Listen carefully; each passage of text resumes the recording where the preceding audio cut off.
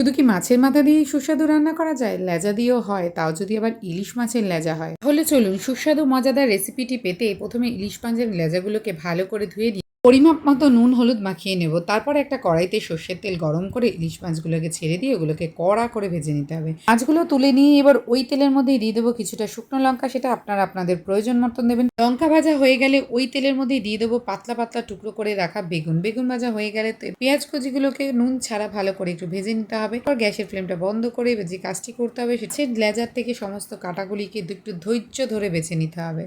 আর এই ধৈর্যের পরীক্ষায় পাশ করে গেলেই চলে যেতে হবে পরের স্টেপে। যে লঙ্কাগুলো ভেজে রেখেছিলাম সেটাকে সামান্য একটু নুন দিয়ে ভালো করে চটকে মেখে নিতে হবে। তার সাথে সাথে মেখে নিতে হবে বেগুন আর পেঁয়াজগুলো। বেছে রাখা মাছগুলো এর মধ্যে দিয়ে ভালো করে চটকে একবারে ভর্তা বানিয়ে দিতে হবে। আর তাহলেই তৈরি হয়ে যাবে মাওয়া ঘাটের স্টাইলে ইলিশ ভর্তা। ব্যাস, এবার খেতে বসে পড়ুন। গরম গরম ভাত বা রুটি নিয়ে কিন্তু খেয়াল রাখবেন চেটেপুটে খাওয়ার সময় যেন আপনার আঙুলটা ঠিকঠাক থাকে।